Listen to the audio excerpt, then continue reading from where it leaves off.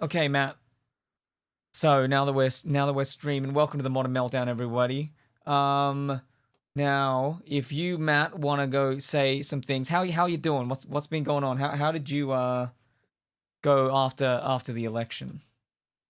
I think that there was just a general sense of hope and optimism. As you can see behind me, I'm hanging with my former ex Prime Minister Scott Morrison, who was absolutely fucking kicked out. So I figured he'd be in Hawaii. So that's where I am today. You know where he actually is? Actually was. He was at a He went he went to the footy and yeah, he didn't went get to a the very footy warm and got reception. booed. It was excellent. I don't have the grab for that, but I heard that was a thing that happened. I'm like, that makes sense. That's good. There was actually a there was someone in front of him because you could actually see all the stuff going on in the background. And someone put that, gave him the one finger salute, but they were giving it to the billboard, not realizing that Scott Morrison was behind them. And he just had to take it, which I thought was absolutely fucking hilarious. It's great when politicians just have to take abuse sometimes from their Yeah. constituents. Yeah, absolutely, absolutely. So he had to suck it up. I think around the country there's a genuine feeling um that things are getting better, and I when I say that I speak for my camp only, speaking with my wife Holly Soul and often collaborator, speaking to my brother, speaking to my friends, everyone feels a little bit relieved, a little bit more comfortable. And not only that, it's been amazing to watch Anthony Albanese just jump straight into it. Like he's just jumped straight into that position. We're still waiting to see, which seems ridiculous to me, but we're still waiting to see whether he actually goes in with a majority government or not. He needs one more seat, which looks like it's going to be guaranteed anyway. There's still four pathways to get that one seat. But yeah, we're Yeah. sort of still waiting to see whether it switches from a minority government to a majority government. The one very, very interesting takeaway from everyone I've spoken to is that they honestly believe that the Liberal Party may have decimated themselves to a point with the Teal independents coming through and cutting out their heart in the Sydney and Melbourne suburbs. People are asking the question: does the Liberal Party function as a major party going forward? Do the Nationals remain in a coalition with the Liberal Party? And can the Liberal Party, being led by someone like Peter Dutton, actually see any electoral success? A lot of people are in doubt about that as well. So, I think an overwhelming optimism about what the future of Australia looks like, I think is how I would best describe people's feelings at the moment. Of course, if you're a Liberal supporter, you are probably crying into your tea right now, but, there's always winners and Yeah. losers in these. I've seen plenty of takes where people are saying things like, "Oh yeah, well, we'll see what happens with 3 years of Labour. We'll watch them destroy the country, etc., etc." And I'm like, "All right, I'll enjoy the expansion to Medicare, all that shit." But to get back to the results, because nothing is definitive. There's still counting going on and stuff like that, because there's been a lot of postals and all this other kind of stuff, and things are very squiffy in a lot of places because of the teals and the greens. And I don't have Matt's thing on here. I have Uh, disappeared from the feed. yeah, that's fine. Whatever. Well, I'll sort that out for next time. Um, but basically, McNamara is the one that is most likely to go to the ALP. The other ones were looking a little bit more likely, but that's changed in with recent counting and preference flows and things like that.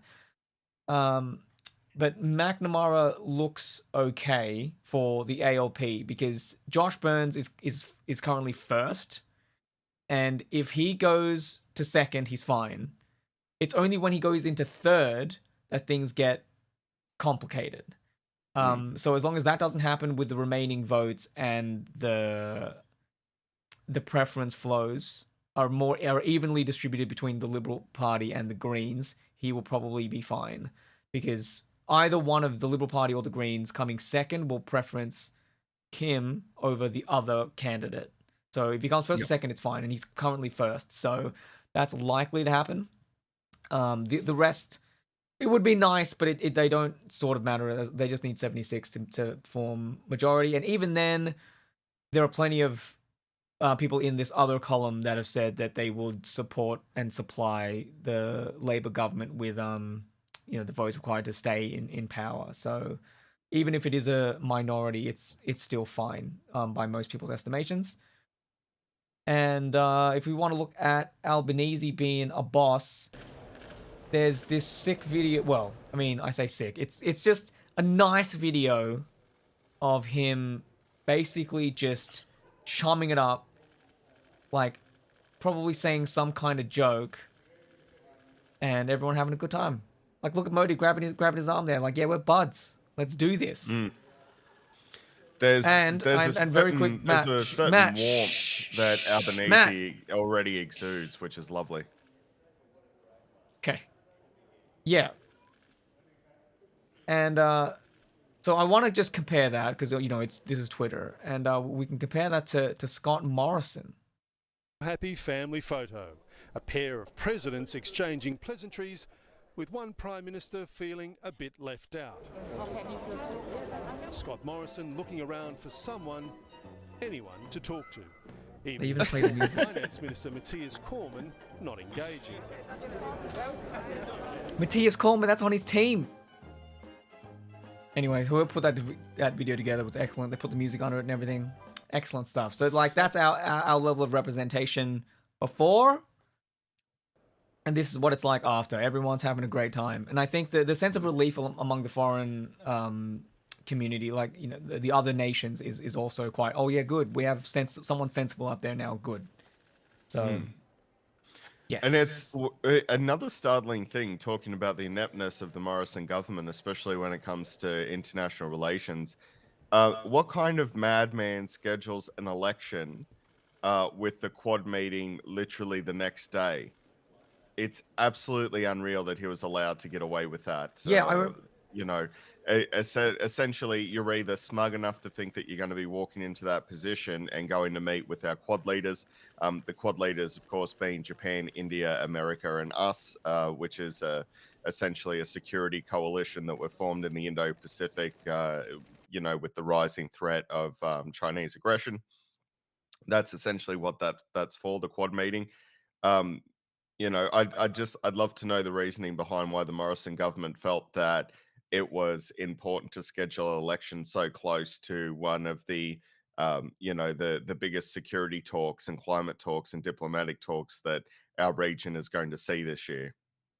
Yeah, because they specifically pushed the election back to make it closer to that date, right? Like there was a thing where it Yes. was like the Albanese knew that it was supposed to be on the 14th, the election day or whatever, which would have given them a week or so to prepare for the Quad meeting. But then he, I don't know, pulled the. I guess so. In a way, I think it might have been, I'll pull it back a week to surprise them. In terms of like the Labour's election campaign plans, but then there was also, I noticed, a thing going on towards the last week of the campaign where the coalition and like people like Barnaby Joyce was scaremongering about, oh, who's going to be in charge of Australia if Penny Wong and Anthony Albanese run off and do the thing, which if you're not informed at all, might scare you a bit to not to vote for the coalition instead of voting Labour. But like, if you have any faith in the Australian governmental system, it's like, no, there are things in place for those kinds of eventualities. And as we saw, you just swear in an extra person. Like, I don't know why he was even using that as an attack line, but it goes to the disingenuousness of people like Barnaby Joyce that were giving that line of attack. It's especially funny considering during a national crisis like the Black Summer fires, Scott Morrison wasn't even in the country at the time during a crisis. So it's like, I think, and that's honestly why I think the Liberals lost the voters. And I think for the people who couldn't bring themselves to vote Labor, they had a good option in the Teal Independents anyway. And so I feel that, such sort of language was never going to work with the votership. You had such a uphill battle to run. we're trying to get someone like Scott Morrison re-elected, and I think it's yeah, he was in. Holly says he was in Hawaii having a holiday after visiting New York for a Hillsong convention. So there you go. If you want to talk about ministerial abandonment, I mean, you need to look no further than our former Prime Minister Scott Morrison. God, I was so scared. I was so scared that he was actually going to get away with this kind of stuff. Where it was like, yeah, it's been 3 years since then, and like people's collective memory was going to make it so that he wouldn't be punished for that kind of stuff. But thankfully, I think people did remember. In all the places that mattered. One thing I will say about the Teals, I think so, is that I find it hilarious that there are people that are so set in their ways. They're so sort of in that binary of Labour bad, Coalition good. But Coalition is actually very bad. I can't vote for them, but they can't bring themselves to vote Labour. And so when the Teals, so the only way where we can get change is if some like independents throw a shitload of money around to get the brand awareness out there for the electorate to go, okay, I guess I can vote for these guys instead, because that at least that means I don't have to vote for Labour. It's like, but Labour are basically where you want to be at. Yeah, it's a complicated issue. The complications start when what you're looking at here is you're not really looking at the Labour voting base. You're looking at a Liberal voting base that has been abandoned by what they refer to as small L Liberals.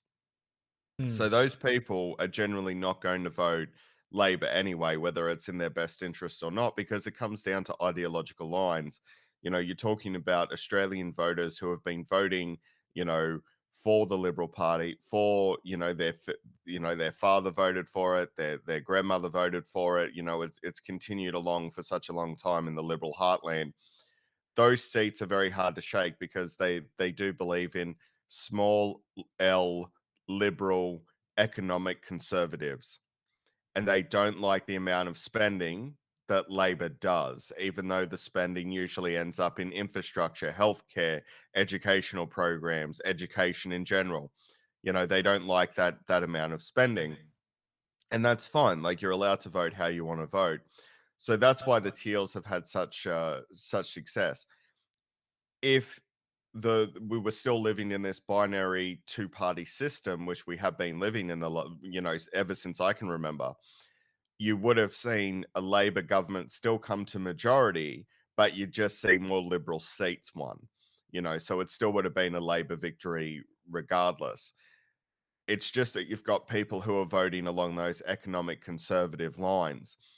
The problem with that misconception, though, for Liberal voters is that when you look at the Scott Morrison government, they have probably spent more money than any subsequent government to them, especially during the COVID era, where their mismanagement of emergency funding to keep people in jobs ended up in the pockets of their big business partners instead of, the everyday Australians who needed it to survive. Jerry Harvey pocketed $20 million, gave back, I think, $4 million as a bit of a concession, and then kept the rest.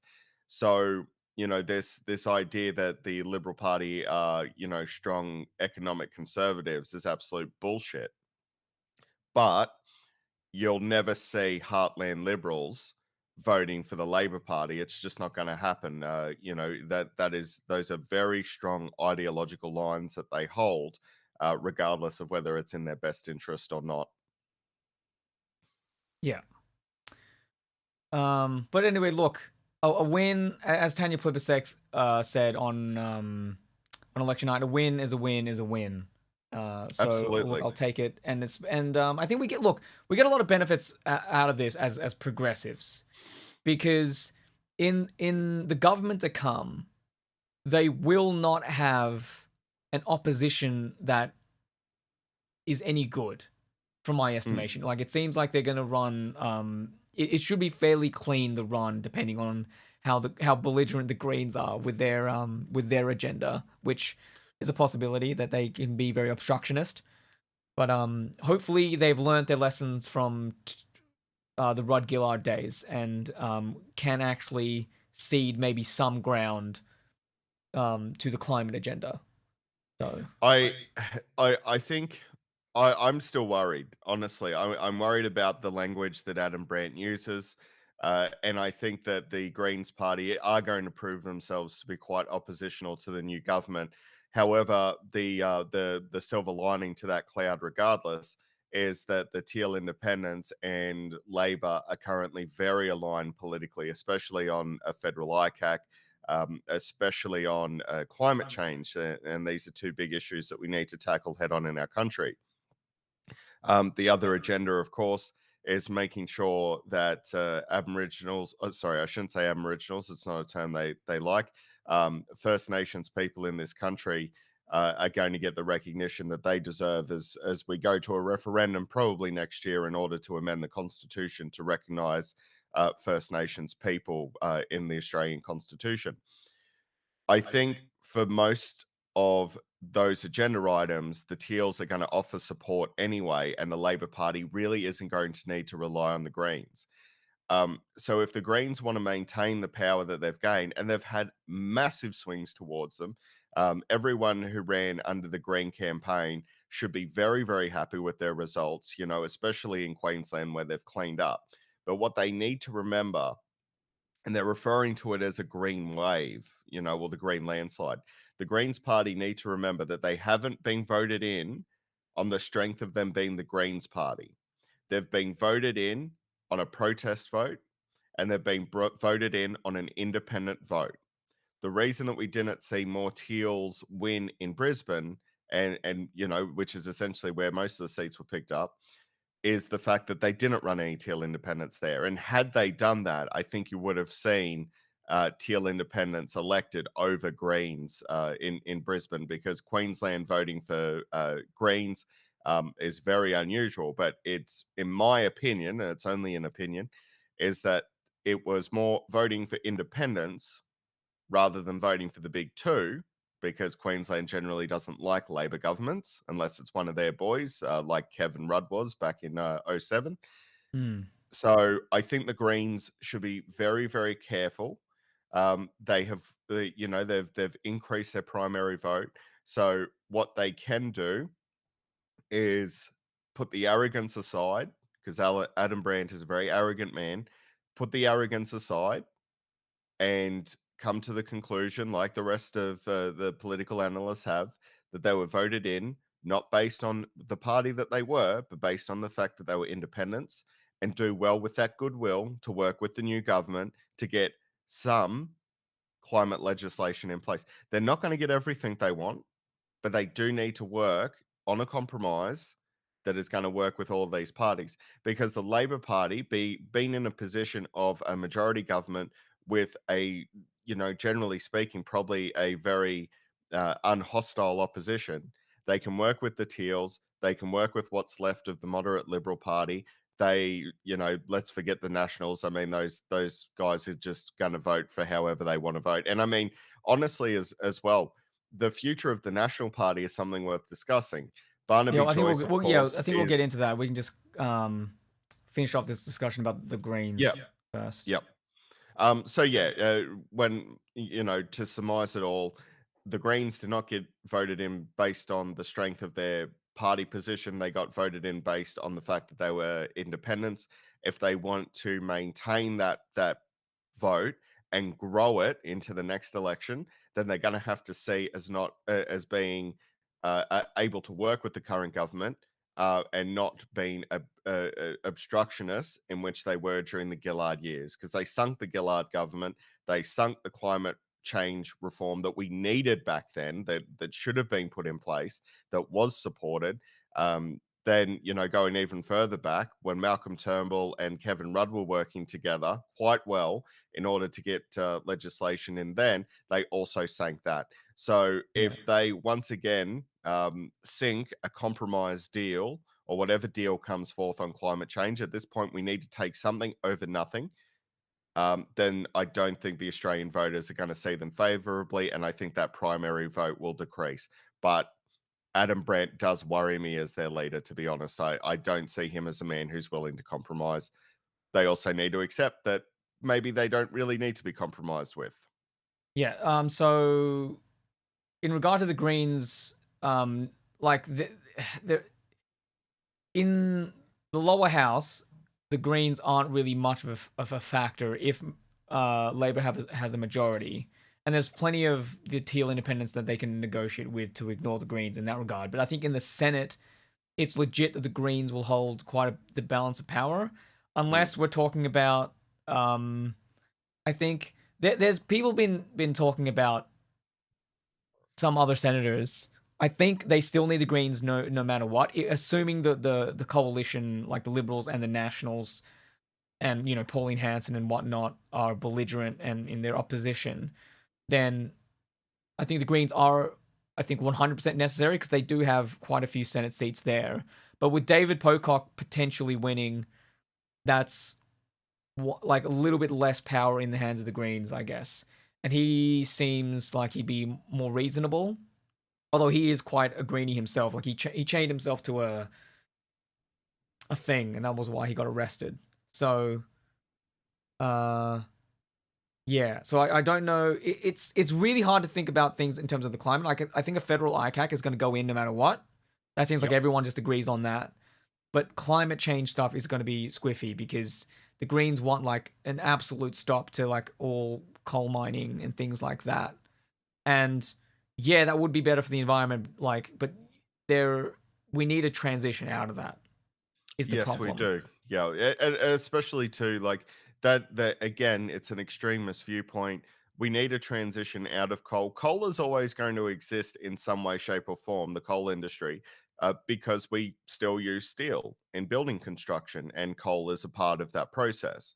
So, what I think what will be proposed is a transition from, for the majority of coal workers into lithium production for batteries. So that's how they will transition that industry, is they'll move them from coal mining in the majority to lithium mining in the majority, with coal mining in the minority. So we'll still be coal mining. Yeah, You know, the Greens can't just say we're going to shut this down. I mean, like, okay, to be fair to Adam Brandt, he has said, we're looking at transitionary programs, but they haven't said anything, and you can't just shut something down without having that transition in place. So that's where it has to. That's where they have to actually use a little bit of common sense. But I don't know if that's in the Greens Party yeah. You vocabulary, see, that word common also another sense. thing anecdotally that I will add is that I think some of the Greens in Queensland were campaigning on stuff like, yeah, if you vote for the Greens, we will get rid of this airport noise that you're dealing Mm, with, right? And there's nothing that they can really do to get rid of airport noise if the airport is like a necessary thing for that area, right? But because mm, they're the Greens, they can get away with just saying that, and a lot of independents can get away with just saying this kind of stuff because there's less scrutiny on them, yep. and it's something that the Labor Party can't do. So that's also something to consider. And just before we move on, I want to talk about the Senate very quickly because we are just talking about David Pocock before, and as of now, it's been 83.5% counted in the ACT race. Zedza Selja isn't gaining enough to get him over the line there to one quota that the Labour Party have. And so David Pocock, because of how this is, the preference flows will go, because the Greens, Kim, and the Australian Labor Party, there's no way that they're going to preference the Liberal over David Pocock. So he'll probably, through preference flows, get ahead of the Liberal. And even if he doesn't get a quota, he's going to get in because this is the territory. Mm, And unfortunately for us, we were. It looked early on like Pauline Hanson might not make it, which would have mm. been rad as hell, but it looks like she's going to get back in. So that is a shame. But in But Western Australia, yep, Matt? Sure. So I was just going to say, like, two things. Not to gloss over David Pocock. David Pocock coming into the ACT, he will be the first independent senator that the ACT has ever had. So that is a historic moment. Very interesting. There was a leak from Zed Selja's camp this week. So the Liberal Party has shot off a media release. Well, not a media release. They've sent out an email to all of their Liberal Party members in the ACT, basically admitting that they've lost. I don't know why ZSL just hasn't conceded, but at least internally they have conceded to their own membership. It's because it's a Also, POS, man.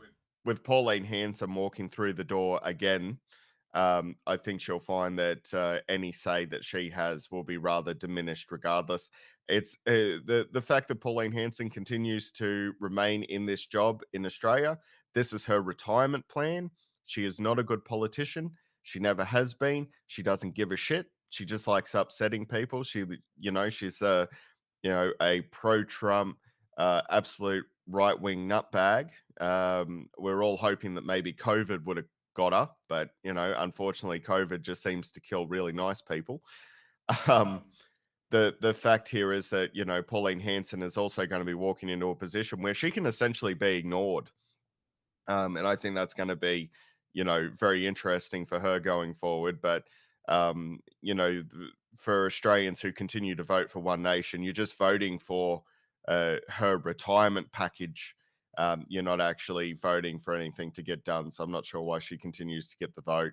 And that's why I welcome a federal ICAC as well. The AEC has said that One Nation may have violated rules by fielding ghost candidates, yet nothing has come of it. Yeah, I think there's a decent amount of electoral reform that we can do given how things have gone down, and yes, putting a stop to that kind of stuff. Even though it's in this election, it wasn't that consequential, and thank Christ the UAP didn't get anything either out of this. So that's another Yeah, just the tons of UAP money that barely Clive Palmer saw put. any movement at all, which was great. Yeah, so that's another whole bunch of money that Clive Palmer has just given to media organizations, I guess. So that's a thing that happened. But in better news in terms of the Senate, it's looking like Labor are going to bring up the sixth Senate seat in WA is probably going to be given to Labor. And the candidate that they were fielding in third place is Fatima Payman, and she has a really cool story because apparently she's I don't know whether she was born here or whether she came with her dad as a refugee from Afghanistan. But yeah, her father apparently, according to her, was spent a whole lot of time working three jobs as in various industries, working as I think like a cleaner and like a taxi driver and things like that. And when he died of I think leukemia, she decided that she would run and do a union thing so that people like her dad wouldn't be taken advantage of. And so the fact that someone like that can basically get into the Senate, into a position of power and decision making, I think is really good.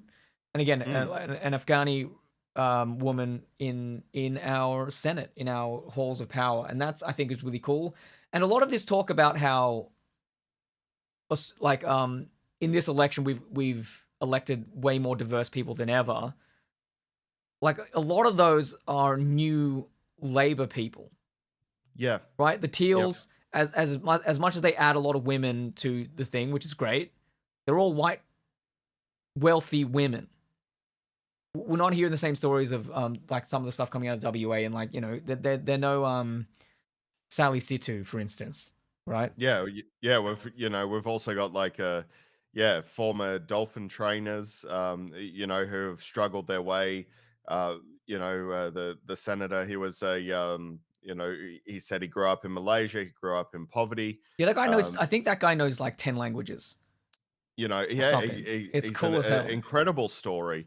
Has come to Australia, and the thing that I love about these stories. I mean, look, even Anthony Albanese himself. This is a man who was raised by a single mother, who grew up in housing commission. And in his inaugural speech as prime minister, he said, for all of these kids who are watching at home, who are living in housing commission houses, you can make it to the top just like I did. And I think as an Australian, man, I was fucking proud. Yeah, I dude. was proud to see for the first time in a long time the Australia that I know being represented, in Parliament. When I go to work, obviously working in Canberra, and I'm sure this is for people who work in most cities around the country, you're working with people from all over the world.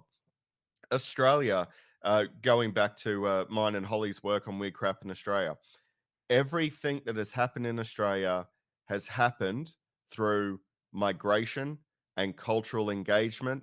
And, right back to the very birth of the labor movement, which started during the Eureka Stockade, was comprised of miners looking to get fair money for their work and not be overtaxed by a British hierarchy that was taking their money away.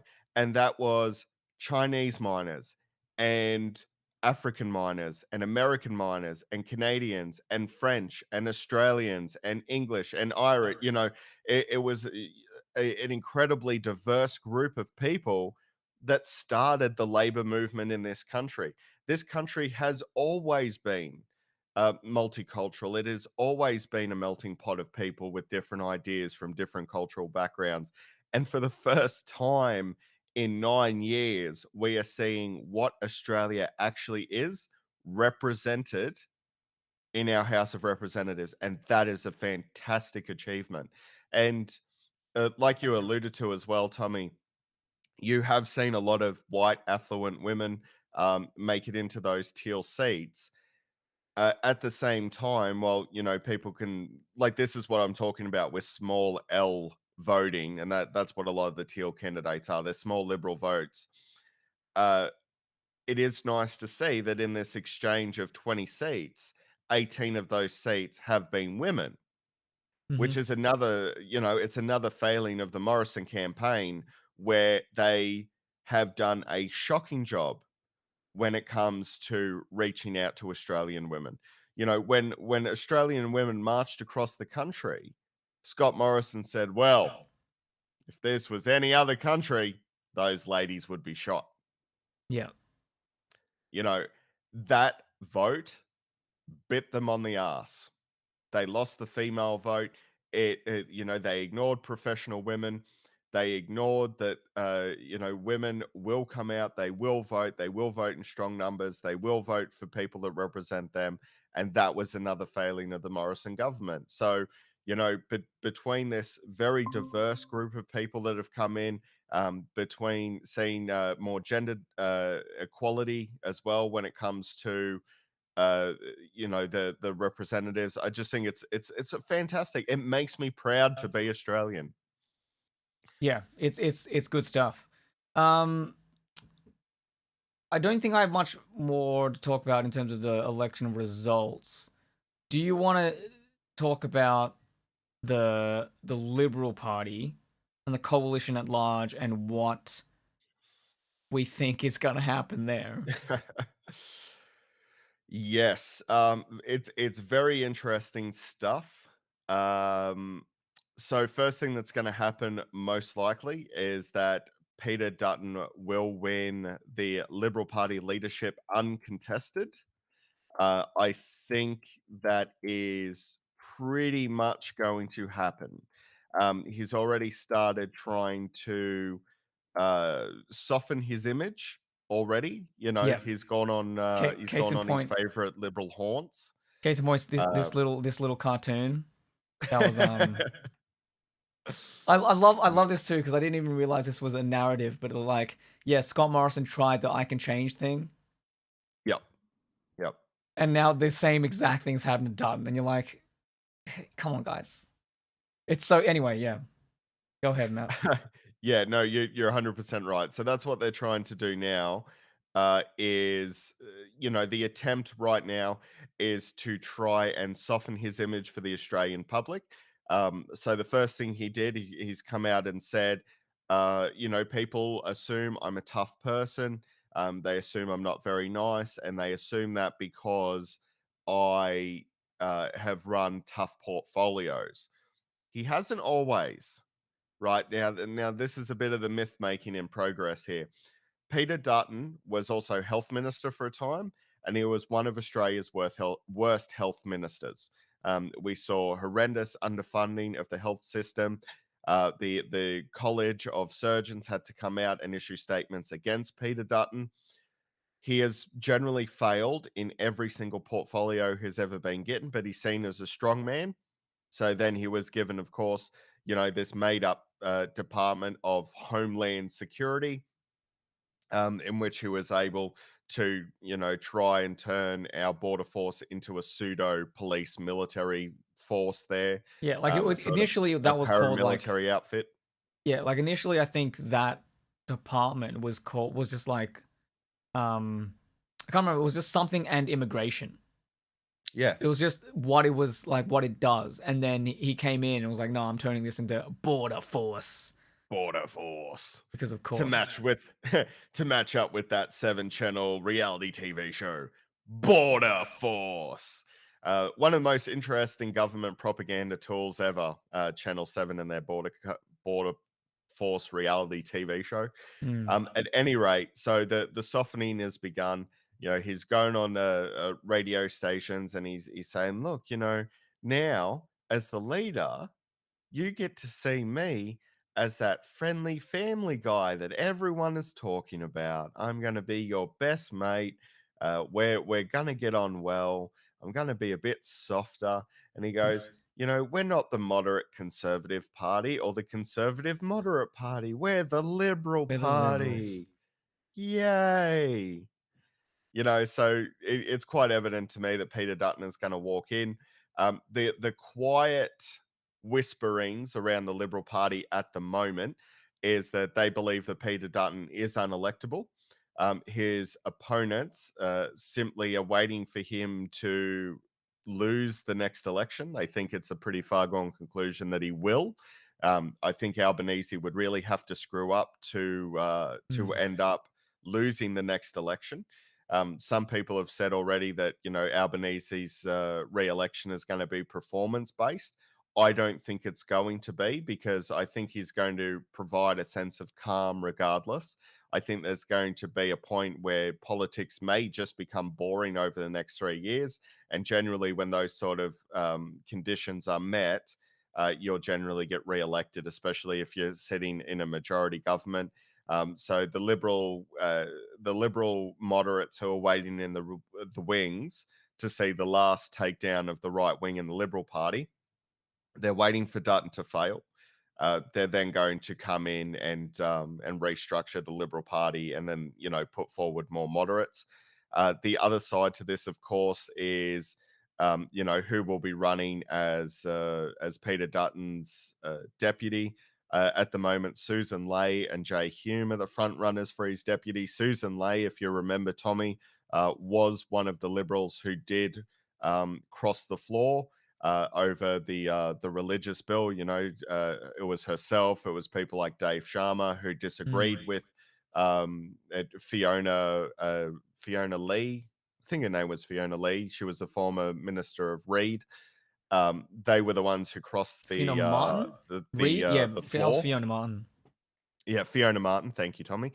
Fiona Martin. They crossed the floor. So Susan Ley, she's a pretty good pick for them as deputy, because she does represent the moderate wing of the Liberal Party. So that's basically Peter Dutton, if he does decide to go with her as deputy, is basically signaling to the Liberal Party, we are going to be cohesive going forward. It's no longer going to be about moderates versus the right wing.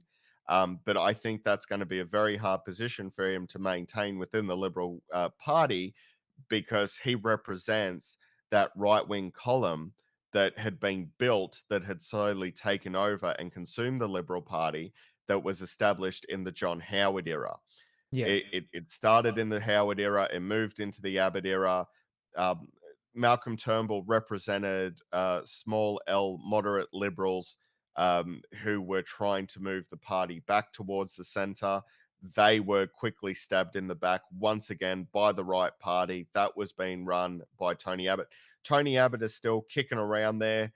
He's still got a lot of say. Peter Dutton would be his pick. Peter Dutton was the pick by the right wing when it came to the spill against Malcolm Turnbull, where Scott Morrison was ultimately successful.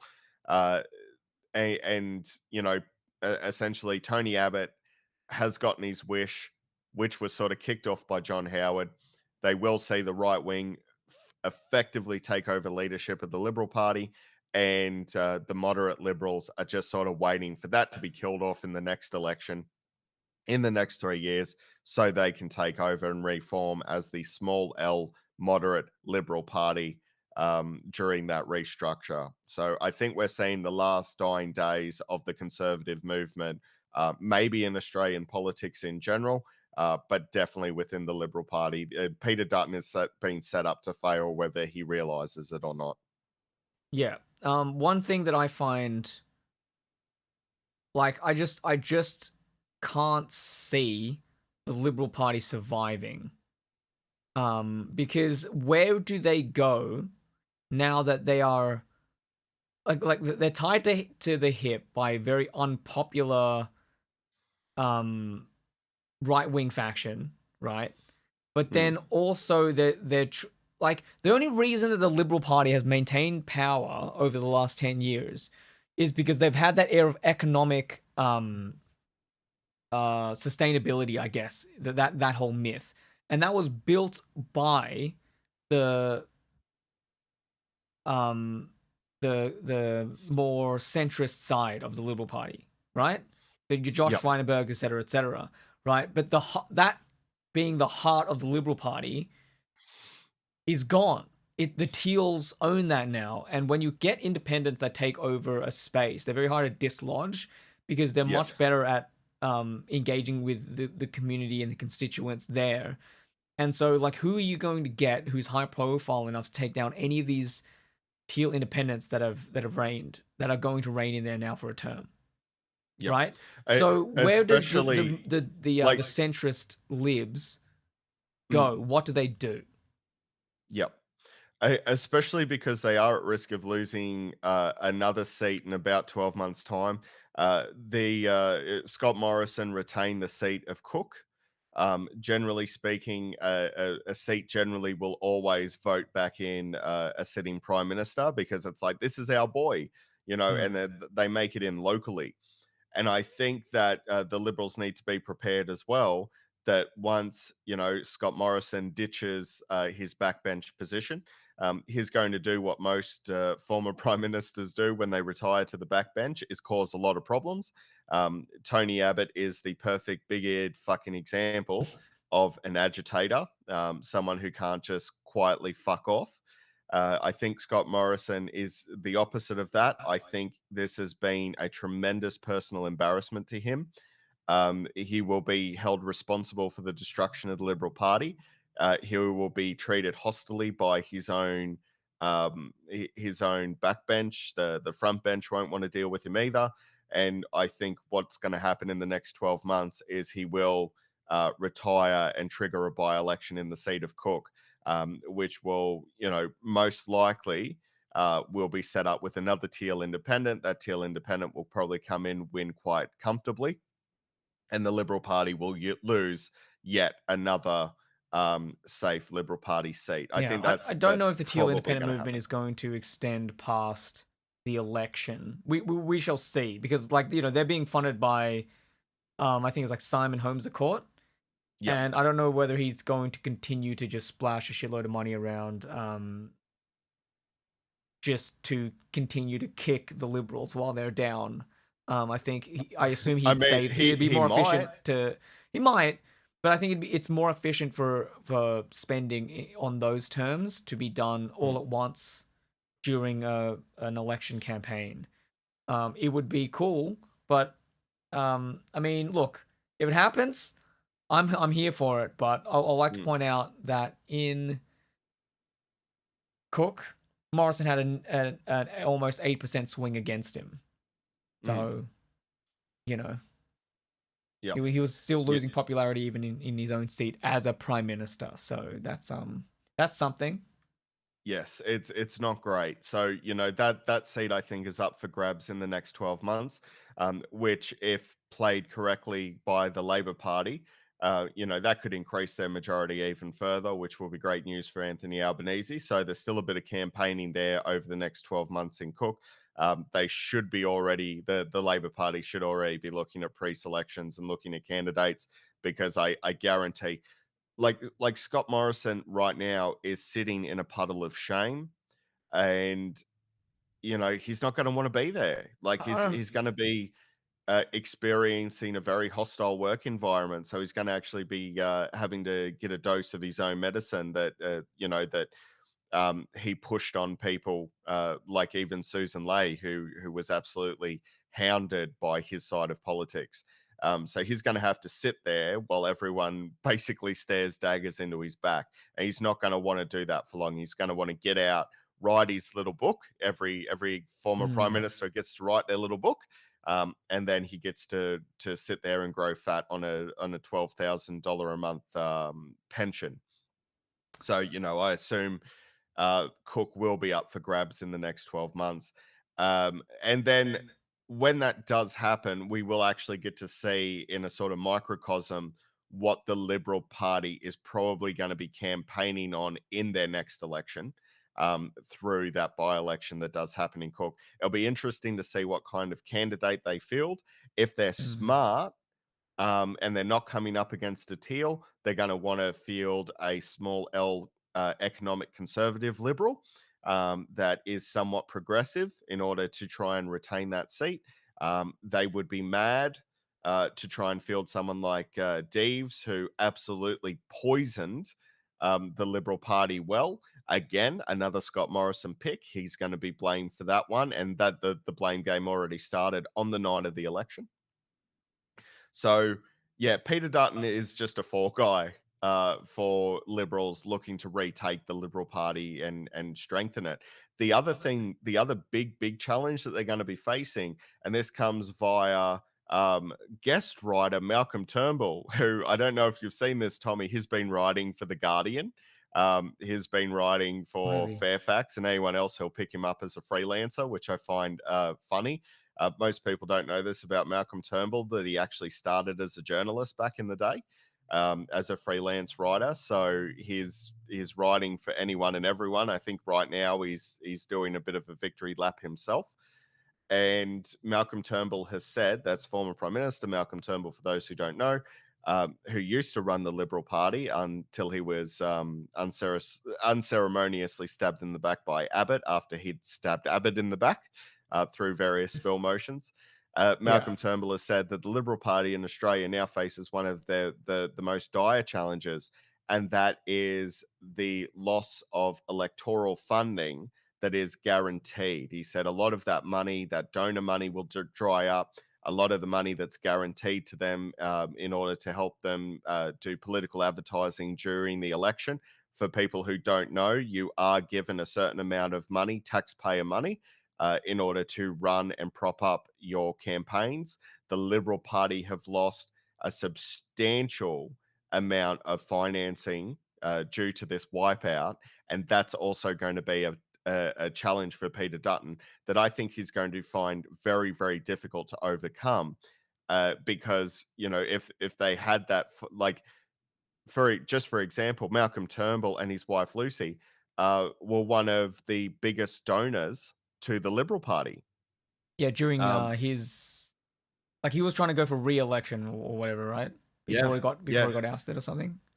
they would donate up to $2 million a year. That money disappeared. This money is now gone. They're going to find it extraordinarily difficult to be able to financially run re-election campaigns. So Yeah. those are sort of the two big challenges I see for Peter Dutton. And of course, like the minor challenge there is, how do you market this man? It's hard. I couldn't do it. Uh, look, I worked in marketing. When I worked for Fairfax, I worked in advertising, and the basics are like, how do you sell a product? Well, I've got to get across the benefits of this business owner, or I've got to get across the benefits of this product. What are its advantages? Is it aesthetically pleasing? Now, I don't want to be a nasty person and slam Peter Dutton for his physical appearance. You know, we can't help our physical appearance. However, a politician needs a level of charisma, and they do need a certain level of aesthetics. Now, I'm not saying that unattractive people can't win political roles. That would be unfair of me to say, and appearance shouldn't play into it. But it is very difficult to look at Peter Dutton and go, well, that man can speak for family and friends and fun and love and compassion. He just doesn't appear to be that sort of man. And there's been 10 years, nearly a decade, of him being an authoritarian bully. And Yeah. how he overcomes that, I have no idea. You know, it's going to be extraordinarily difficult for him to try and overcome that and win people over. Look, you know, John Howard was a Weasley little furry forest creature looking man, someone you would expect to see under a bridge, upsetting three billy goats as they crossed a bridge. He did, you know, move to power. It is possible to overcome your image in order to be elected, but I think in our current day and age, it is going to be difficult because I think you know, Anthony Albanese presents himself to be a warm and friendly and inviting man, whereas Peter Dutton has that authoritarian streak in him, and you know, that's going to be very difficult for them to overcome. They better have a really good marketing team on their payroll, which is also going to be difficult for them because they don't have those financial resources that they once did. The marketing stuff also was proven to not work in this election as well. The electorate voted against all of the spin that we'd been covering for a long time on this show. That the news media and was pulling out there on Dutton specifically. What he like for me, his appearance, his face, for instance, doesn't matter that much. Mm. Trump got elected, Boris Johnson got elected again, like Howard got elected, but with Howard specific, like that, his look suited his sort of like, you know, oh yeah, I'm just a nerd that does maths, so I'll be good at like the budget and shit. And so people were like, oh yeah, cool, that makes sense, and so they voted for him. Boris Johnson and Trump, even though they have that authoritarian leanings, Boris Johnson plays up the fact that he's a goofball. That's why he does Yeah, the he hair the does. way he does, Yep. right? And so that cuts through on that image ever so slightly. And with Yeah. Trump, he has that zany sort of energy that's very entertaining, and his Don- speech patterns and the way the way in which he speaks is sort of more everyman-y, which Mm. cuts through his elitist sort of actuality. And Yep. Dutton doesn't have anything else that cuts through any of his negatives. Nothing. The way he speaks is as if you were to write an authoritarian character in a movie or whatever. That's just how he speaks, right? And the way he looks like at people and at the camera and stuff like that is the same. Like he doesn't have that everyman part of him. He doesn't have the nerd, the bookishness, or the zaniness, or the goofiness. He doesn't have any of those qualities. So all of the bad stuff that he has that's associated with him won't be cut down. So yeah, It's gonna be. I totally agree with you. You know, he doesn't have that everyman aspect that is going to be able to reach through. A relative of mine said he once, like he said, he wouldn't be surprised if Peter Dutton walked out and addressed the nation dressed in an SS uniform. And I think, and that's coming from someone who was very conflicted about who to vote for in this coming election. So yeah, it's going to be extraordinarily difficult. I mean, even his wife had to come out and she wrote an article for Women's Day or New Idea that the headline was, "My husband isn't a monster." As a married incredible. man myself, I don't feel my wife would ever have to write an article like that about me, you know, defending me in such terms. So yeah, you're 100% right, Tommy. He doesn't have that everyman edge to cut through and cut through his authoritative leanings. Um, that's why I feel like he's a fall guy. I don't think But yeah, he's really being 100%. put up as a serious candidate. I think okay. So one thing I will say for the Liberal Party, that might make them survive this, is that to have so everyone else now is like, okay, we'll put Peter Dutton in. No one else is contesting it, I don't think, and we'll put him in. And part of the benefit of doing that is that now if he fails and like leaves the Liberal Party, he can't inadvertently stab someone in the back and ruin their careers. Yep. So I think everyone who's in the Liberal Party are like, I am not going up to that podium to try and become the leader because Peter Dutton's gonna come after me. Yeah. Because he's done it before, and like obviously this guy has ambitions to be prime minister or whatever, and so I think that's a good move from the less powerful there. Yeah. Never let your enemy not make a mistake. It's a very, very powerful tactic, and I think that's what a lot of people with aspirations to lead the Liberal Party, I think that's what they're waiting for. You know, yeah, the former Attorney General, I think he was looking to be, somewhere within that leadership, and of course he was dumped, due to some rather shifty stuff that we're not going to mention, otherwise he'll sue us.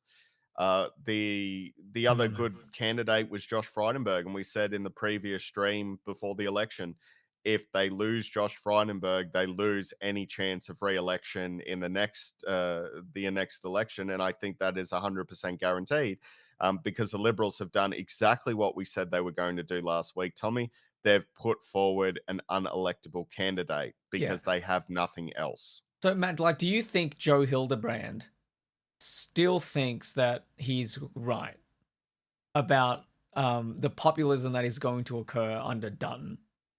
No.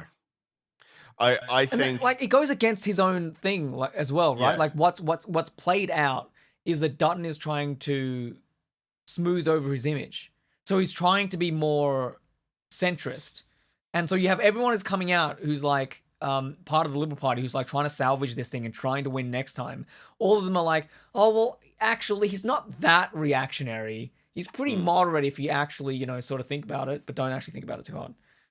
And Right. the two deputies that he's looking to instill are both small L moderates within the Liberal Party.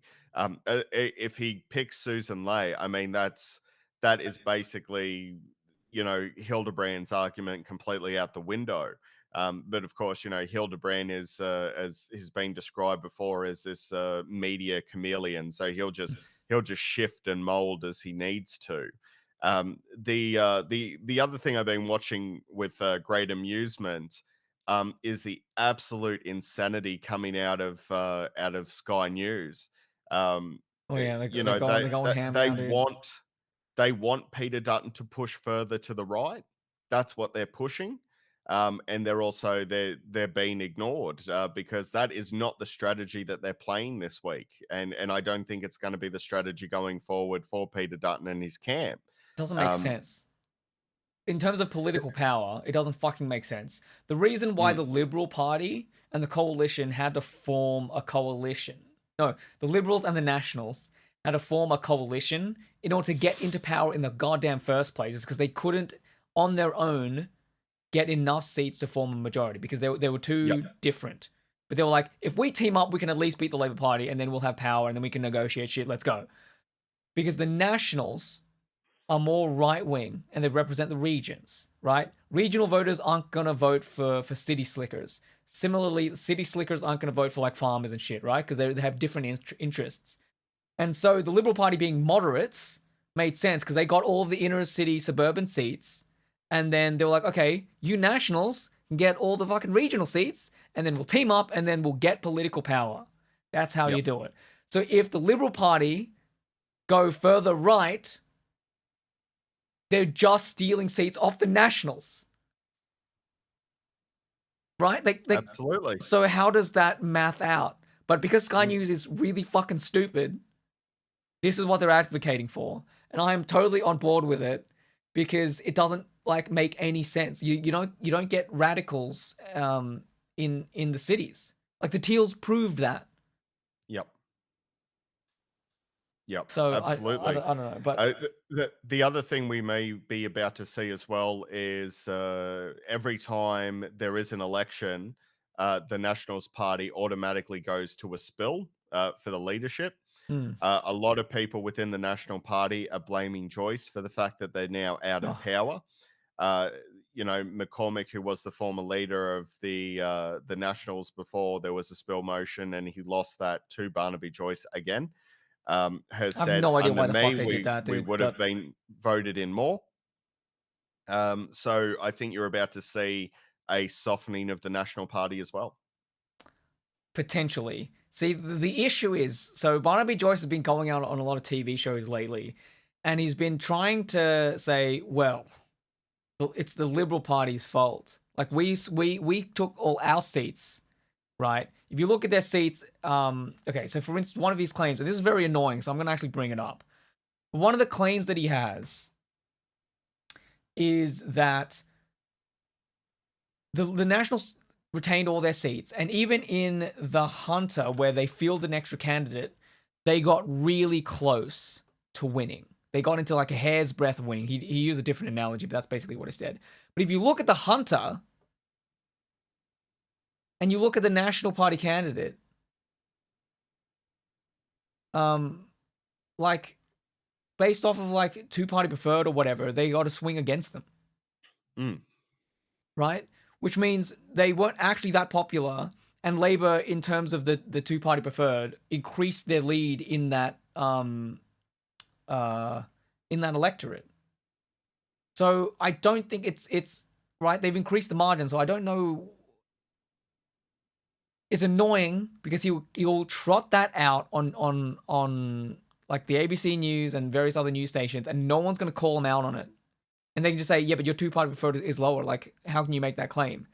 As part of his, like, oh yeah, we did really good actually. And the only thing he's got to base that off is, like, I think in terms of the Senate, he has one more person in there than he did before.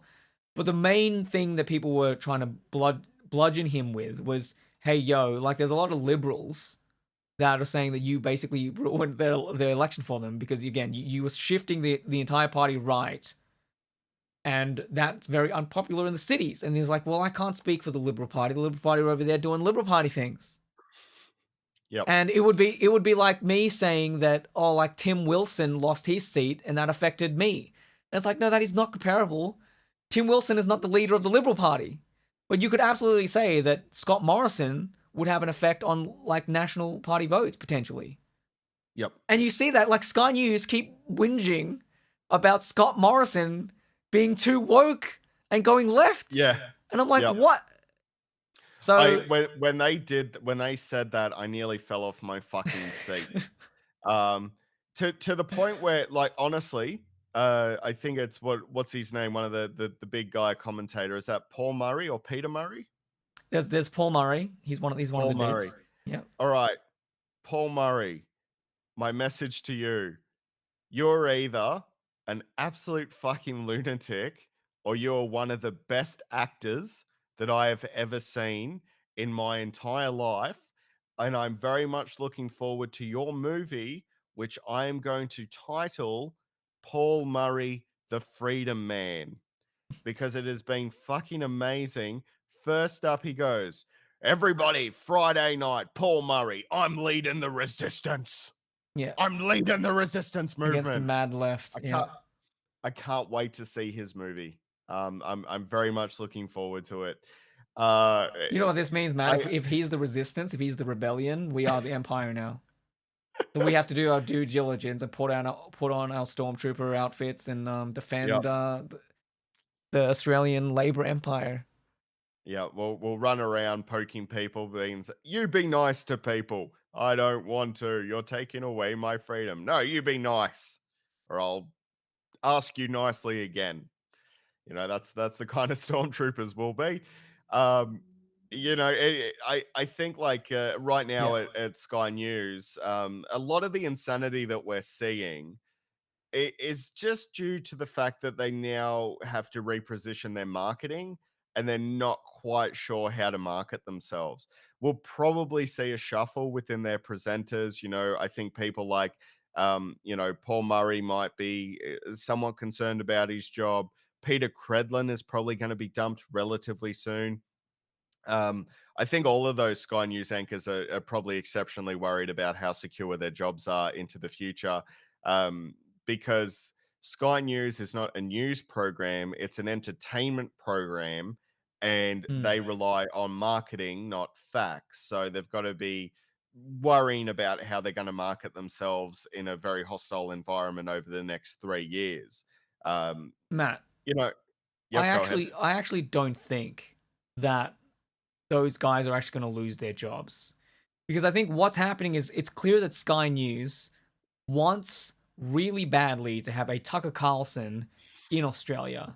And what they've been doing over the last, 9 years with this current government in power is to act as if they were oppositional anyway Yep. to the opposition. And now that the opposition is actually in power, that we're just going to have more of that, except they can actually attack government policy rather than just attack opposition ideas and things like that. So I feel like they will remain, and I think to rile up their base, they actually have more of a position now, because it's the Labour Party that are actually in power, and so literally anything that they do can be scrutinized and turned into an attack line. And so I think we're just going to see them become more rabid, and I think that seems to suit them. It's funny though, like I think, like I don't disagree with you, but who's their audience then? Because the Liberal Party have effectively said, no, we're going to soften and we're going to move to more moderate grounds. The National Party could be doing the same. So who's Sky News working for at that point? The UAP and One Nation? Well, I mean, it's would be reaching that base. It wouldn't be necessarily reaching those parties, but it would be reaching the base of voters that would vote for UAP, One Nation, or the Nationals at this point in time. I don't think your small L liberals watch Sky News. They would have their pinky finger up reading the Australian. Yeah.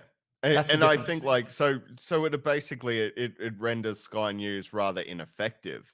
Well, But ineffective. I mean, if you consider this election, then sure.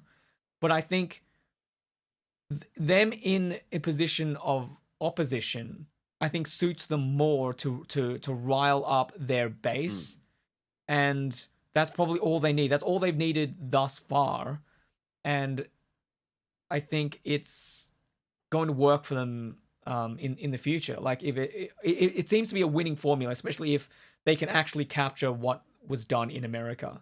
Because again, like Tucker Carlson he reaches a lot of people, and his rhetoric is very far right. So I just don't see much difference here, and that market was opened up by Sky News, like before, like way earlier, and I just don't see it going away, just because we the progressives have sort of somewhat maybe won this election a bit. It will be interesting to see, what sort of presence they have in the new media market. Obviously, we're also, money is being given back to the ABC, so hopefully we're going to see a switch there. Just before, like, we've got a video to play speaking about media, so it sort of ties in. But just before we do that, Tommy, I did want to mention the response to Barnaby Joyce over that the election night. It seemed he continued to get angrier and angrier and angrier every time a new news organization cut back to him. So the first time they did a cutback that I watched was on the ABC election coverage, and he's like, they're like, so Barnaby, congratulations on retaining your seat again. How do you feel about this wave of teals that are coming through, these independents? And he's like, I think it's selfish. I think it's selfish as the Australian voters. And I'm like, fuck you, buddy. Fuck you. It's your fucking job to win votes. It's your party's job to win votes. And by extension, the coalition. It's not the Australians being selfish by voting who they fucking want to vote for. That's called democracy. That's how it fucking works, you fucking pompous cunt. So I was like, okay, he's had his little bit. The coup de grace of the night, and I fucking love this. Julia Bishop, who was commentating for Nine News, and honestly, I'm a little bit regretful that I didn't watch that one, because she Yeah. had a fucking night. This was a lady who was sitting back as a small L liberal, watching the people who decimated her movement within the party be absolutely destroyed, and her back and forth between her and Barnaby Joyce was one of the most comical things that I've ever seen in Australian politics. I'd highly recommend people try and unearth YouTube footage of it. It's fucking wonderful. She absolutely takes the piss out of him. Keeps referring to him as Barnaby. Come on, Barnaby. Come on. Say the truth, Barnaby.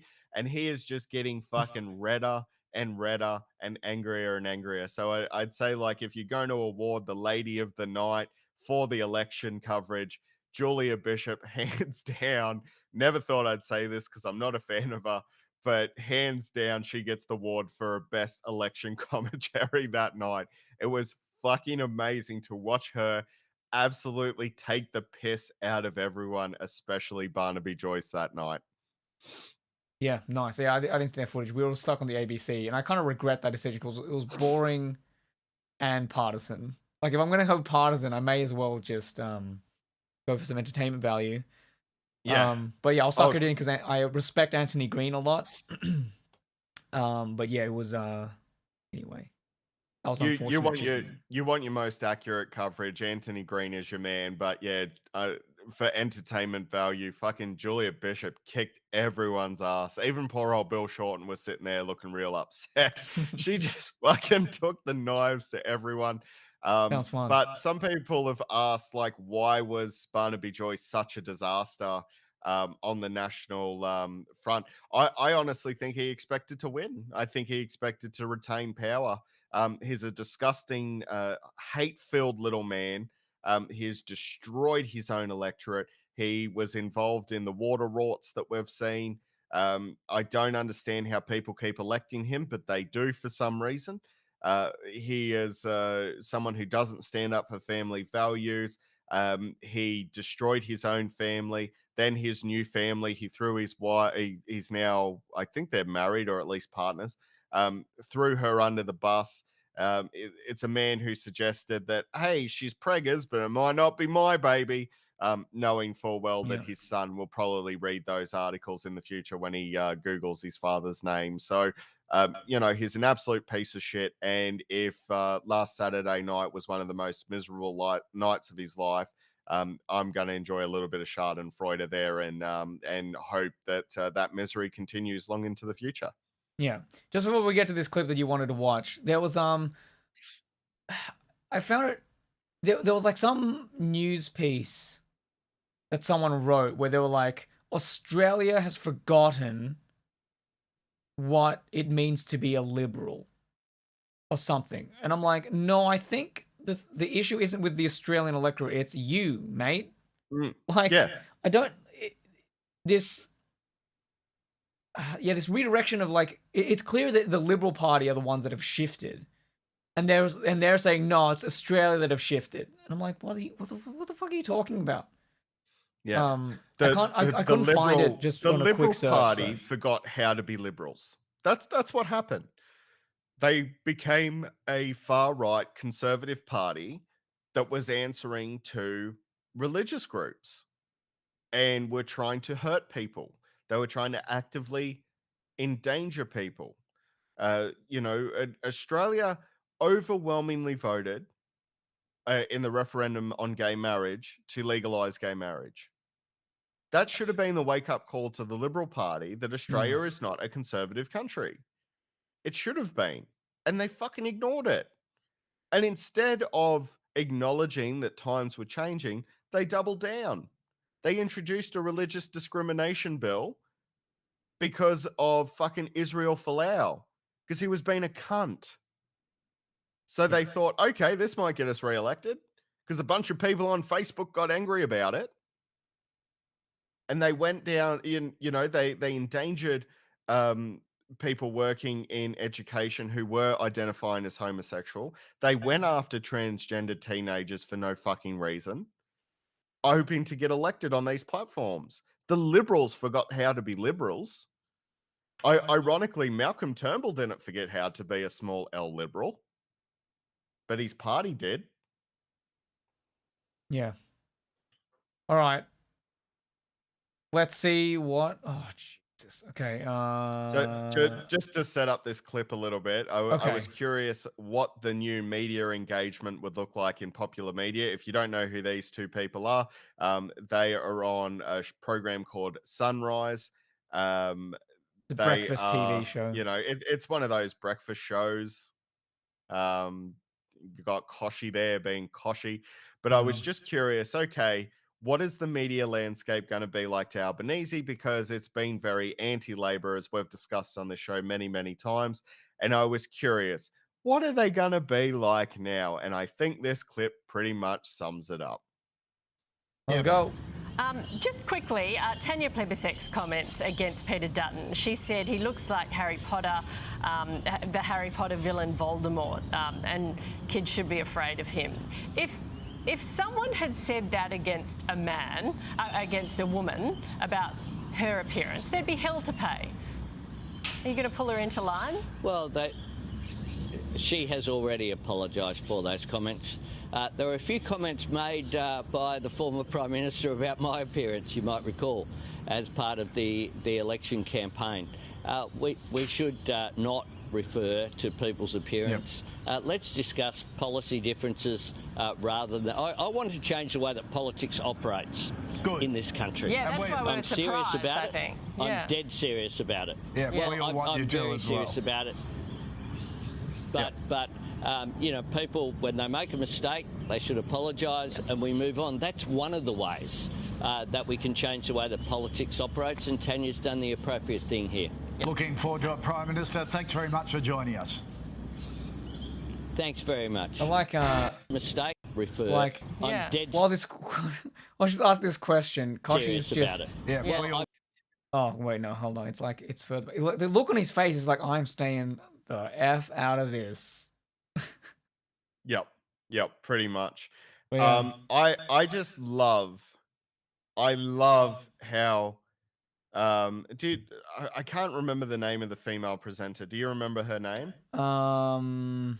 Because I feel like she was associated with the ABC for a time before. I think she's always been on Sunrise. She's been on Sunrise as long as I can remember. Right. But at any rate, yeah, I can't remember. I just remember Koshy. Thank you for defending us men. You're right. If that had been said about a woman, there'd be hell to pay.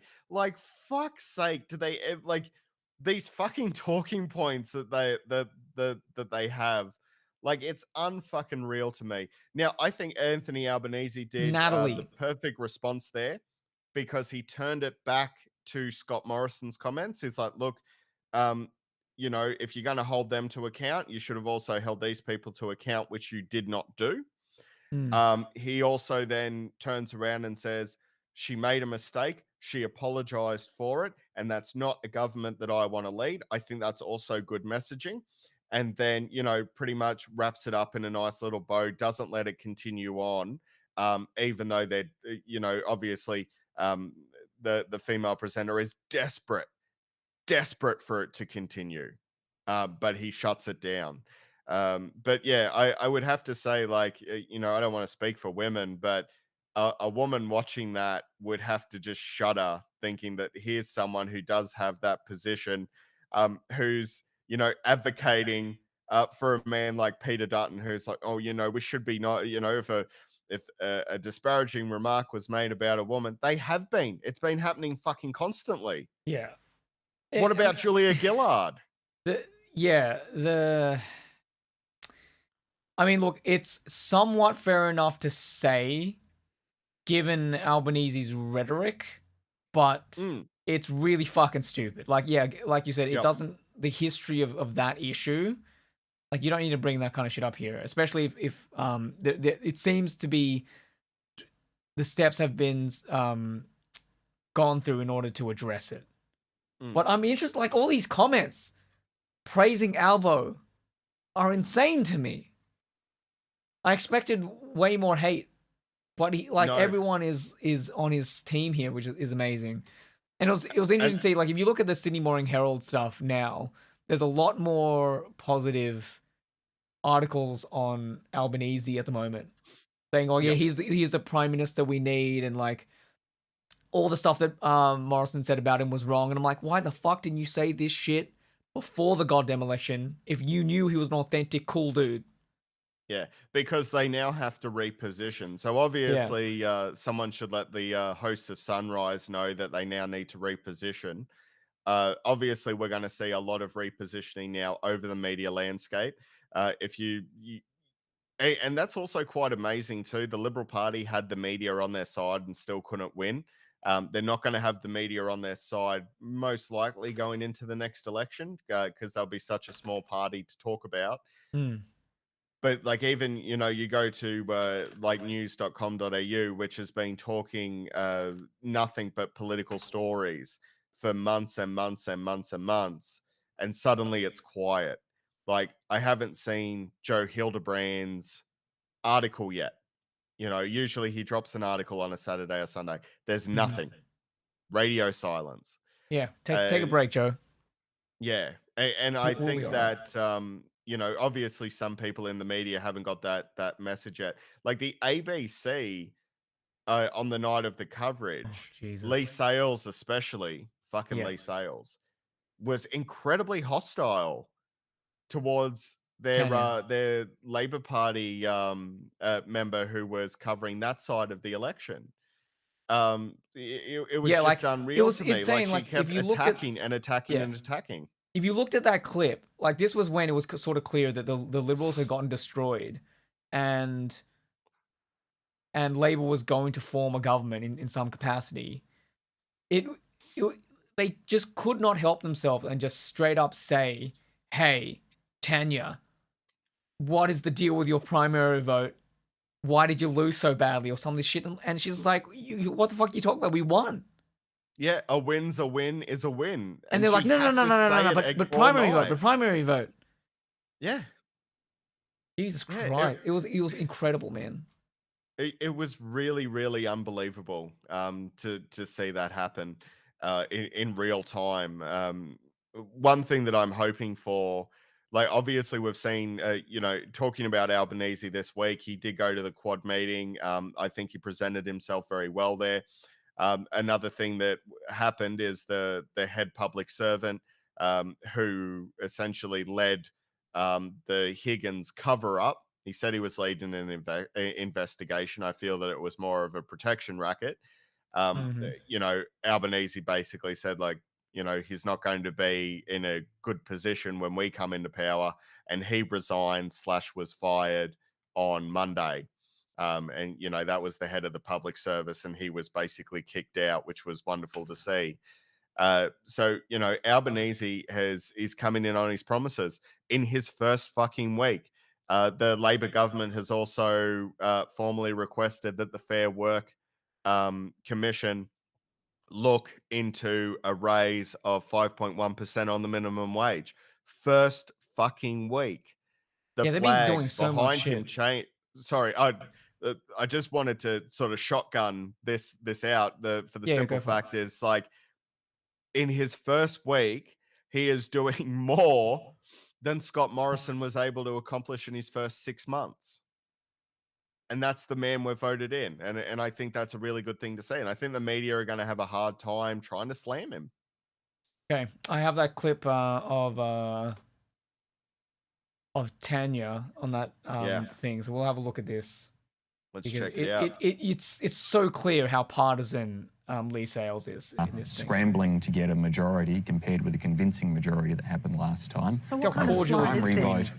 What kind of slide is this? Let me bring in Tanya Plibersek here. A very messy one. Well, let me bring in Tanya because when you look at the coalition's result, that should be a landslide basically for Labor, but it's not because there's so many others and Greens. So I guess the question for you is, what has Labor done wrong that it hasn't been a landslide for you? I don't know that you can draw conclusions about what we've done wrong when we are obviously the party that is most likely to be able to form government. Yeah, but it's not decisive. And a win is a win is a win. And that is true. On 31.7%, It's in every state except for WA. But less than a third of Australians have voted for you. Particularly in this environment where around the world people are worried about change. We've been through the pandemic. There's economic insecurity. I think I'm focused on what we've done right because that's looking very good to me. So, it's something to be said when Lee Sales is saying some stuff and then Simon Birmingham is going in for the kill shot on someone else. It's like, okay, something's fucked up here. But okay, so something that you can do as a journalist in this situation is, hey, congratulations, you won. Okay, because everyone's been campaigning. It's been a long time. We can actually all just chill and not just be in attack mode. But also, if you had a brain, you could be like, oh, this is the electorate changing. As many people have covered in their own way, to be less partisan. The way you would frame that is both parties' primary votes are down. So this is a new Australia. Like the two-party system is sort of dead. That's usually the way that particular thing is framed. And the other way you could do it, and I think I can't remember her name, but the other presenter there was talking about Western Australia, where Labor did have a massive swing towards them. But it's like if you factor in how Labor campaigned, of course they were going to get fewer votes. They weren't going on populism. They were going on the small target strategy. So it was within this strategic purview that they were like, okay, we're going to sacrifice a little bit in the primary to guarantee that we win. Because a small target strategy, the whole point of it is to make the other guy hang themselves, is to give them enough rope to hang themselves. That's the point of it, right? So you want to destroy them more than you want to gain. That's the whole point of that strategy. And the primary vote, one, reflects that. But also, if you look at the goddamn, Teals and stuff, Labor primary, according to this poll logic tracker, is only down negative 0.1%, right? And we know for a fact that the Teals destroyed the coalition.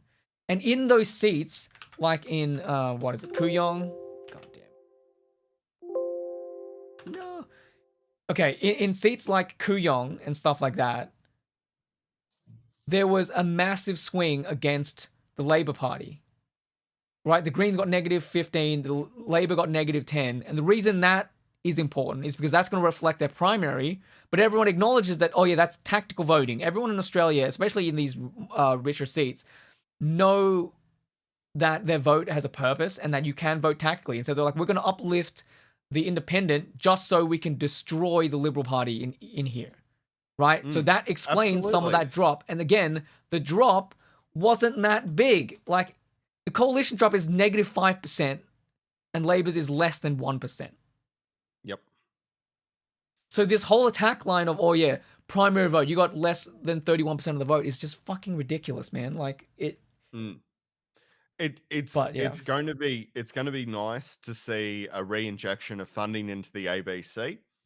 It's going to be wonderful to see Ivor Buttrose hopefully being kicked on her buttrose and knocked out of that position. And it's going to be nice to see the ABC in this country rebalanced, because it is fucking disgusting. Yeah. There was something happened last Saturday, Tommy. It was historic. It's going to be something that I'll cover on Weird Crap in Australia 10 years from now, if we're still going on 10 years from now. I'm sure Holly, who's in the chat right now, would hear that and shudder at the idea of us still doing this 10 years from now. But I kind of like the idea of a 10-book series under our belts.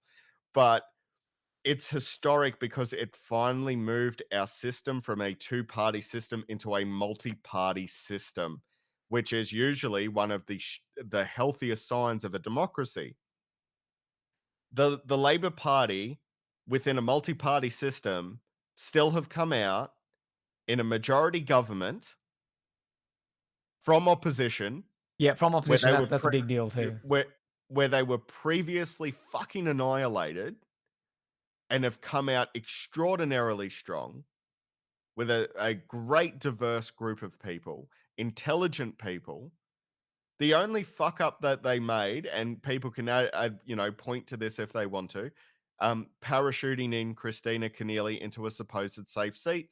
If they hadn't done that, they'd already be in majority government now, even if they're going to be in majority government, but they would have got there a bit sooner. Yeah.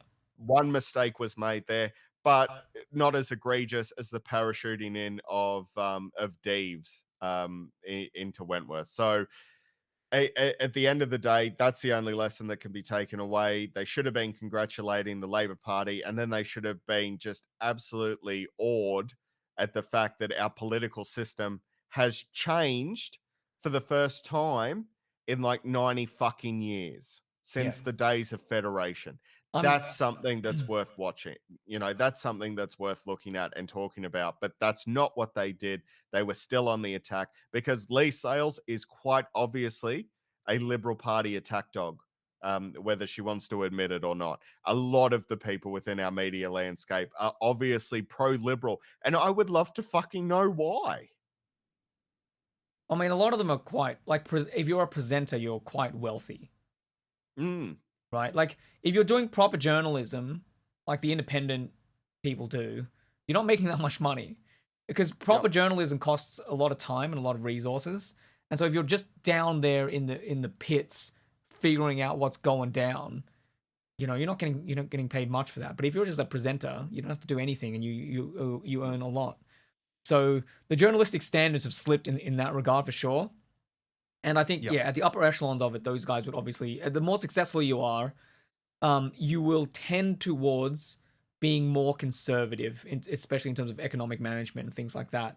So, I don't know, it makes sense for me for those guys. And like a lot of them too probably came through Murdoch Press.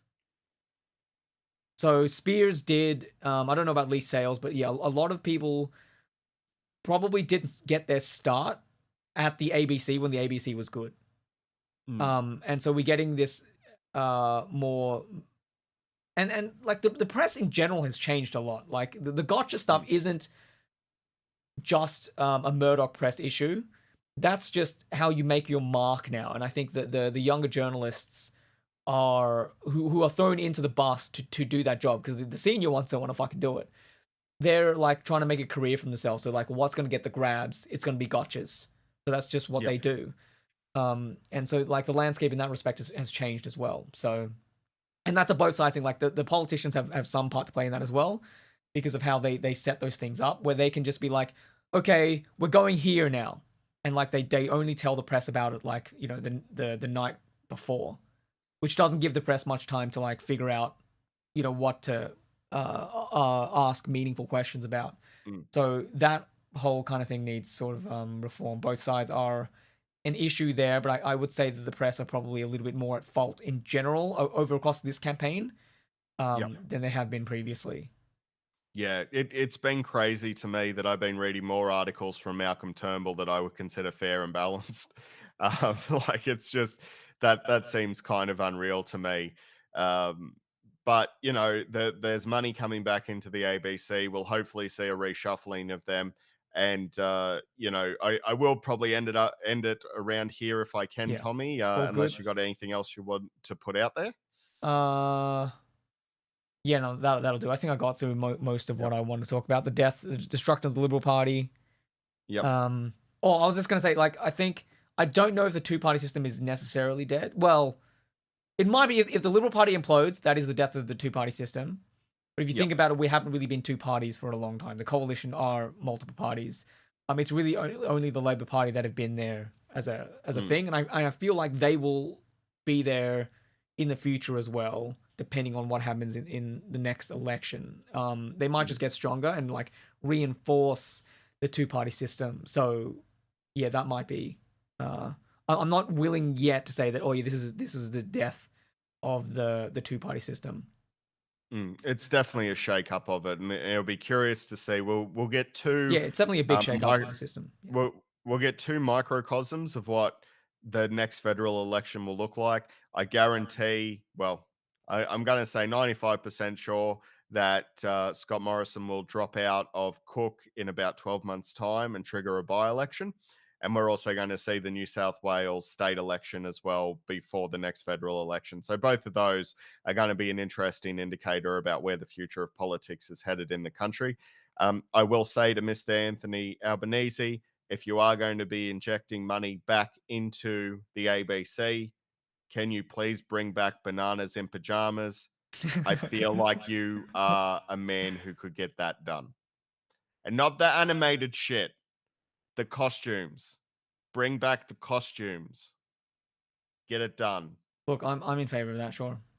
Matt, do you want to plug your show, and then we'll end this thing? Yes, yeah, a couple of plugs to do. Weird Crap in Australia is a show that I produce with my wife Holly Soul every week. We have a new episode landing on every podcasting platform that you know and love. It's called the Weird Crap in Australia podcast. Each week we take a look at some of the more weirder stories. We've just wrapped a series on British nuclear testing in Australia, where bombs up to 50 kilotons were dropped on Australian soil, irradiating the land, which is still uninhabitable to this day. A lot of people don't know about that. So those are the sort of stories that we cover on the Weird Crap in Australia podcast. We've also got a book series as well, Weird Crap in Australia, Volume 1 and 2. You can pick up the paperback from lulu.com and from our mates at impactcomics.com.au. You can also grab that book in the e-version from the Kindle shop as well. What else have I got going? The Weird Crap in Australia crew are headed to GammaCon in our nation's capital in Canberra on July 23rd and 24th. We'll be doing 2 live shows on those days, and we'll also be available for signings, photos, all that sort of stuff. We don't charge for autographs. We don't charge for photographs. That's not what we do. We're happy to have a chat with you for free. We're happy to sign all that stuff and take photos with you for free as well. We don't believe in charging our fans in that respect. So yeah, go check that out. September, we'll be releasing Weird Crap in Australia Volume 3 as well. So we've got a new book coming out. And wish me luck tonight, Tommy. I'm going to the awards, the Australis Awards. I'm nominated for my book, Killaroo Semper Fi. So fingers crossed that next week I come back with an award, though I will say it's been rather flattering just being nominated. To be honest, I'm kind of happy just with the nomination. I can put that on the CV regardless. But yeah, maybe next week I'll be showing off a fancy award. We will see. Yeah, The Auralis Awards, Auralis Awards. Holly can pronounce it. I'm shocked she's not yelling at me from the other room. What's the pronunciation? Or just Aurelis. Yeah, Aurelis. You say Either way. you say Australis. But yeah. No, good luck, man. Hope you win. That'd be cool as hell. Yeah, look, fingers crossed. But like I said, very happy to be just to be nominated has been something that's been quite thrilling for me. So win or lose, I'm happy either way. But nice. yeah, any good luck, any luck that people can send me would be lovely for tonight. But yeah, that's it. That's all the pluggage. Okay. You got some stuff to plug. Plug your YouTube channel. Oh, shut your trap. Do it. I was gonna say, okay, so instead of doing that, based on the current count so far, it was the two-party preferred is 51.8 to Labor, 48.2% of the coalition, which means that the polls before the election were basically dead on. And Matt, that soothsayer that got you so worried at the start of election day, he was fucking wrong. Massively he was absolutely so. If you wrong, think about it, because he was like, "Oh, it's too close to call. I don't know who the fuck's gonna win." Well, absolutely like clear that the coalition was gonna get destroyed. Yep. Well, the coalition got absolutely destroyed. It wasn't that close between the two parties. So, yeah, there you go. The croc was right. Absolutely. The crocodile won it this time round. So give that crocodile an extra chicken. But you should plug your shit, and if you won't plug it, I will. Go check out Tommy's YouTube channel. It's fantastic. He does some very in-depth analysis on I'm gonna the cut you video off, gaming industry, on video stopping games. this. It's I'm putting an end to wonderful. this. I'd Stop highly streaming. recommend.